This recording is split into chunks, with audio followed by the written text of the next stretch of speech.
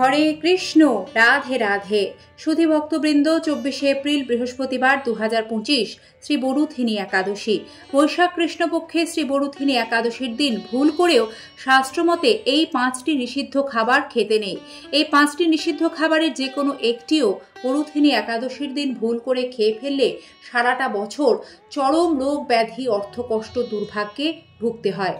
সিংহরায় ডোরবেলের সনাতনী বার্তার আরও একটি পর্বে আমরা আপনাদের কৃষ্ণময় শুভেচ্ছা ও স্বাগত জানিয়ে পর্বটি শুরু করছি। ভাগ্যের দোষেই বন্ধুরা অর্থ কষ্ট বাড়ে, তাই শাস্ত্রপুরা বিধান দেন বরুথিনী একাদশীতে ভুলেও এই 5 জিনিস খাবেন না। ভবিষ্যত্তর পুরাণে বরুথিনী একাদশীর মাহাত্ম্য যুধিষ্ঠির শ্রীকৃষ্ণ সংবাদে বর্ণিত হয়েছে, আর সেখানে খুব স্পষ্টভাবে উল্লেখ রয়েছে যে বৈশাখ মাসে কৃষ্ণপক্ষে শ্রী বরুথিনী একাদশীর দিন কোন খাবারগুলি খেতে নেই, অর্থাৎ সম্পূর্ণরূপে নিষিদ্ধ। বন্ধুরা, প্রত্যেক মাসের একাদশী তিথিতে খাদ্য গ্রহণের ক্ষেত্রে কিছু ভিন্ন ভিন্ন নিষেধাজ্ঞা থাকে।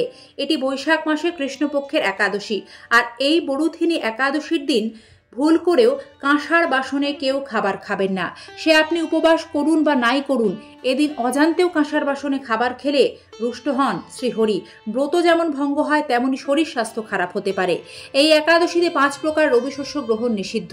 তবে 5 প্রকার রবিশস্য কি কি? যেমন ধান জাতীয় সকল প্রকার খাদ্য, চাল, মুড়ি, চিড়া, পায়েস, খিচুড়ি, চালের পিঠা, খই ইত্যাদি ভুলেও খাবেন না।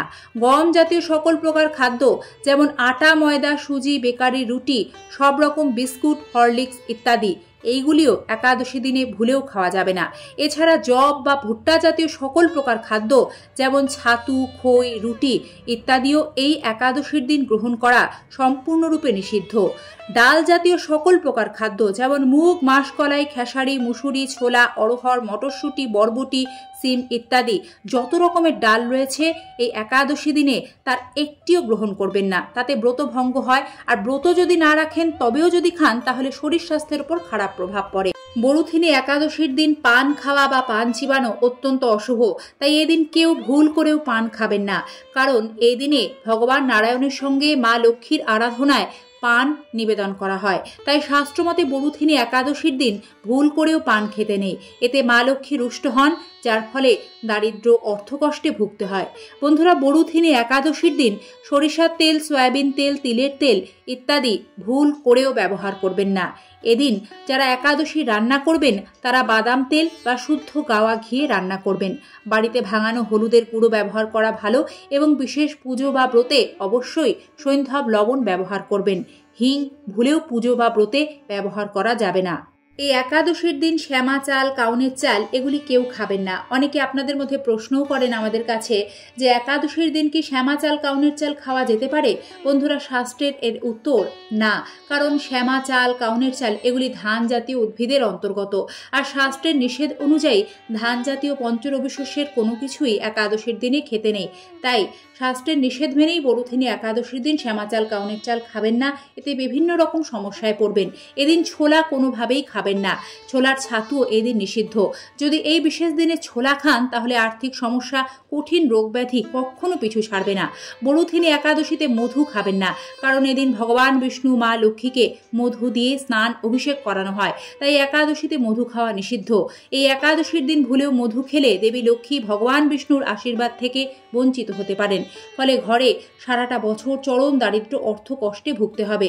বরুথিনী একাদশীর দিন বিভিন্ন প্রকার বাদাম, চাল কুমড়ো, মিষ্টি কুমড়ো, গোল আলু, মিষ্টি আলু, কাঁচা কলা, পেঁপে এইগুলি শুদ্ধ গাওয়া ঘি ও বাদাম তেলে ভেজে রান্না করে ভগবানকে ভোগ নিবেদন করে তাতে তুলসীপত্র অর্পণ করে তা কৃষ্ণ প্রসাদ হিসেবে গ্রহণ করতে পারেন।